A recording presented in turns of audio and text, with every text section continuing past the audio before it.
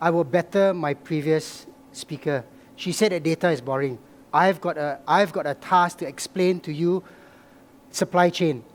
Supply chain, as you know, is not exciting, but what I'll try and do is I'll try and make it exciting and simplify it for all of you to understand. Many of you shop, right? Online shopping. How does one product get from where it originates to your hands? Today, that has become a very, very complex environment, and I'll touch on that a little bit more. My security world, this is what I deal with, okay? And as part of this, I also manage a bit of our supply chain resilience, right? But we don't directly have the involvement, but we understand what the background is like and how to support. I want you to have a look at these figures. And trust me, many of you contribute to this, right? In one way or another, online shopping, right? I do that. This is about close to $40 trillion worth of import-exports for the year 2024, okay? A little bit about us, TAPA. It started in the US. How it came about was about cargo theft. Cargo theft was increasing. And hence, a group of individuals came together, security professionals came together, and said that we need to try and curb this issue. And that's how it formed, and here's where we are today, and here are some of the standards that we have in place. Okay? Over the last few years within the region, we have worked with multiple agencies across the region to kind of put across a common language. The common language is, how do we now assess our supply chain? How do we then say that our supply chain is safe and it can deliver on time? And I will bring on a case study. Actually, I have a case study here, but I decided to move away from that case study to show you what delays look like based on a current conflict. This one, put aside, I'll talk to you about the current incident now. The Middle East tension, the Middle East conflicts. How many of you are aware of it and following it? Some? Okay? Now, the impact, it's a regional crisis with global implications, right? Today, oil prices are ranging about $80, $90. The minute it hits $100 because Australia, Hamas is now, has stopped to all commercial traffic. When it hits $100, what will happen? Anyone? Inflation kicks in. Prices will be transferred to customers, so on and so forth, right? Now, what I wanted to bring across to you today is this. The common language that I spoke about is about things like how do we do risk assessments, how do we do business continuities, how do we apply standards to the supply chain, not because it will solve a problem, but it will help with issues like the Middle East conflict. Because if you do your risk assessment early, what would you have identified? You can't predict that a conflict will happen, right? But what you can do is this. When a conflict happens, you know how to re-divert your supplies, you know how to arrange with your third-party logistic providers, and then you can communicate with your customers on some of the delays, right? That protects your reputation, right? So it is important that these are all put in place as part of a standard that you have within your supply chain environment. Again, it is not an answer to everything, but it's a good start state. What we have implemented across the world, TAPA across the world, we have things like trucking, facilities, guard force, cyber standards. They are all in there to help and provide that level of assurance to our supply chain folks that this common language allows everybody to be consistent, and when you're consistent, we catch gaps way ahead of time. We've got something called an Intel platform. Now, what I want to impress with you on this is also about losses. These are reported cases of your 40 over trillion that you see in the earlier slides. Okay? What we are looking now is an estimated loss of, in 2023, of close to $1 trillion, reported cases. Can you imagine those that are not reported? It's huge. So this amount is huge. If you can help stop this, it will be such an amazing effort. It will be an amazing effort to help provide supply chain that leverage that it needs to be able to now provide that level of comfort for your customers who's at the end of the line waiting for a single product.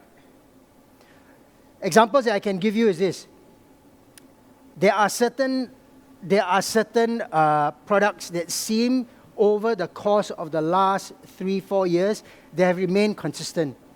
As always, theft on roads and rails are common. They are extremely common, especially within the domestic area where you see rail to rail. Today, you will see in Vietnam, for example, there's something called a super port, multimodal, right, which is very interesting.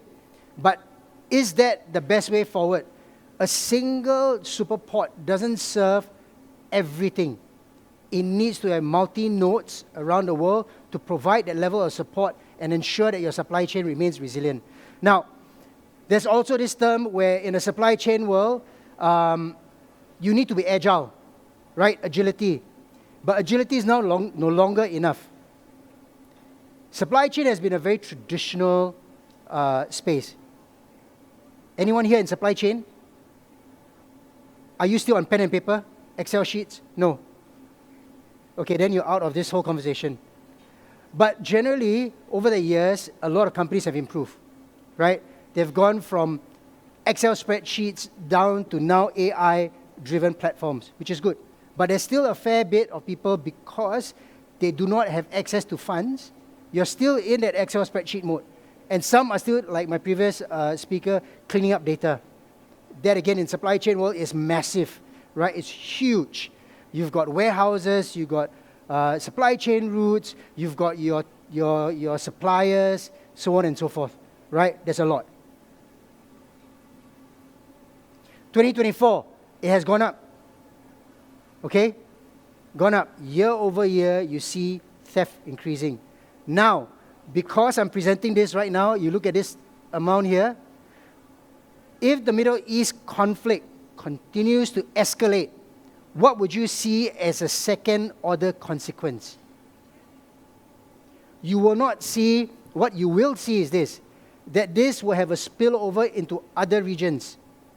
And those regions, when it starts to happen, especially with inflation, with instability, cargo naturally becomes your first point for you to try and make a living. It is quite common. Okay, so look at the statistics here. Again, data helps us understand where your high-risk locations are. But I want to caveat this. This is based on reported incidences. Okay, so can you imagine those that have gone unreported? So some of this data we have collated over the world, where we have a platform called TIS, where we work with our suppliers or buyers to give us information. Okay, they provide us the information, it's recorded in, it's anonymized. We only put what is lost and from which country. We do not put, and of course the type of cargo. Okay? Now with this also, if you look at a Middle East conflict today, what has happened is, you look at increase in insurance premiums, right? Increased surcharges, you look at war premium surcharges, emergency surcharges, all that. Those are picking up as a cost. And where do you think that cost goes to? To people like you and me. Because when I start to purchase my stuff online, what I'll see is that the prices will go up again. That is an impact. That is an impact to you and me today as consumers of products. So that's what I wanted to bring across to you, is to understand that as a consumer, we need to understand what the supply chain is like. And to understand that these are the type of data that would be useful. 2025, both direct and indirect losses. Again, these are the common items that we see across the various cargo theft in the various regions.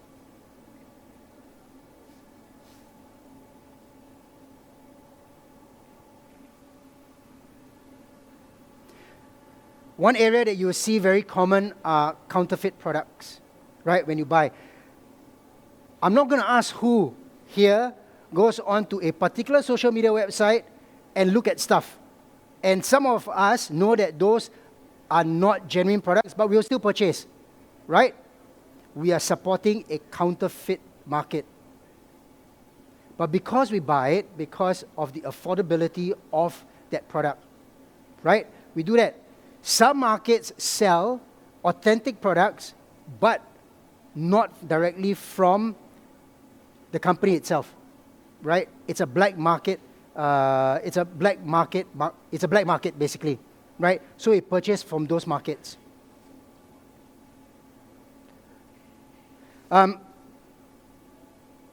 Most common intrusion. What some of these standards do help us is this. If you have a facility like a warehouse, if you don't have standards, what happens is this. I can invite any Joe into my warehouse, walk in without exchanging a pass. I bring them to a sensitive area where I build my products. I have sensitive stuff in there. I have finished goods. Things will leak out. Things will get out, and it's being sold. Again, detrimental to a company in terms of their P&L. So standards are important.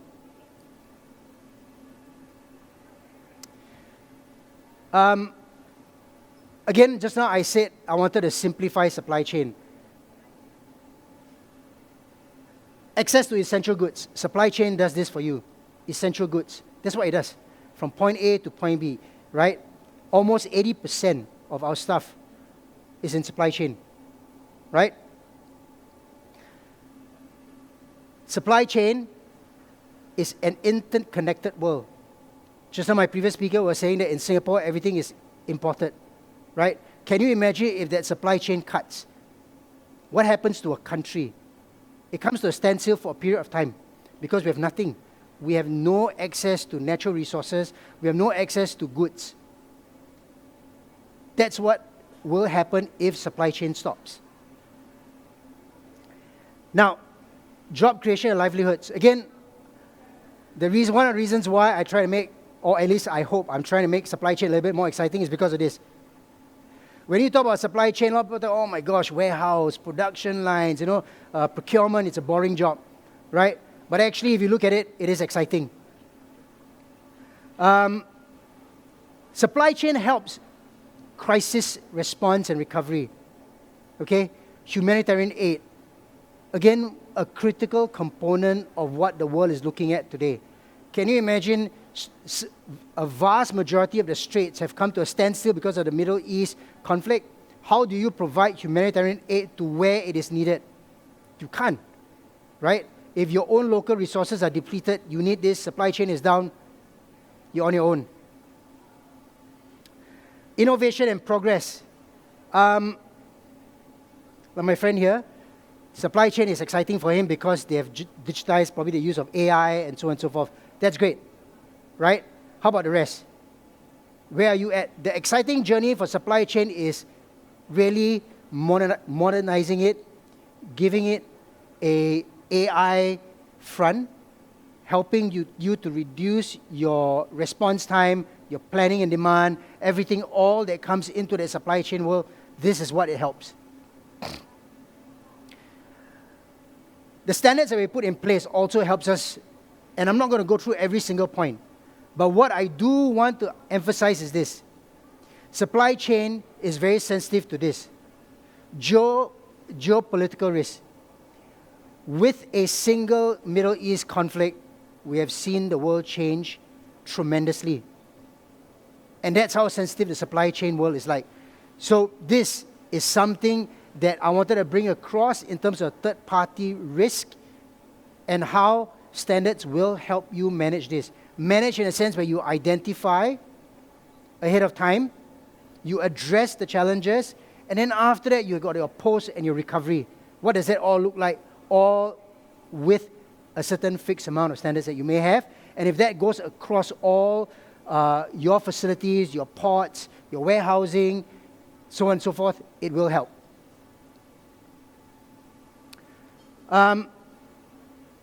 TIS, this is what we have identified over the course of the few years, how many different types of incidences we have got, and this is all global and Asia-Pacific numbers that you're looking at. Okay? Again, I want to bring to your attention is counterfeit. These are all what has been recorded. I always talk on counterfeit because these are the ones that will spoil the authentic brands. These are the ones that kill the market. These are the ones that make your SMEs go out of work or make them close because counterfeit products are floating out of the market, and it's our responsibility as well to try and stop it.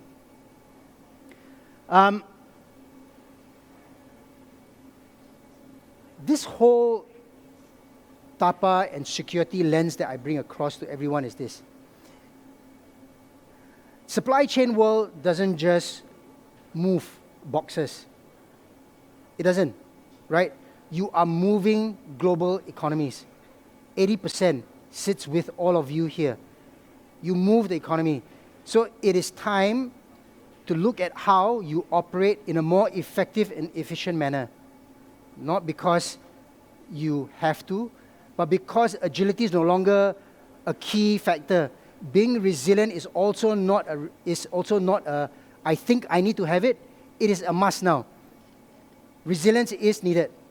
And in a way, how do you then do that? Is you need your workforce to be able to understand the risk, to understand the different standards that you have in place or you want to put in place or the lack of, and what it looks like for you in the next 3-5 years.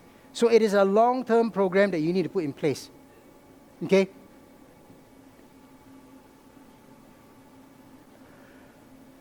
I will still be here for a while. So if you've got any questions around TAPA standards, you got any questions around security, risk management, I'm here. Okay? I'm just seated here right in the middle, this table here. If anything, please come look for me. And thank you very much for your time. What I want to do is today, I hope you understand a little bit more about supply chain and how it functions. Did I achieve my goal of making this exciting? I hope I have. But if I've not, I'm happy to pick it up with you separately and make it exciting. If not, thank you very much.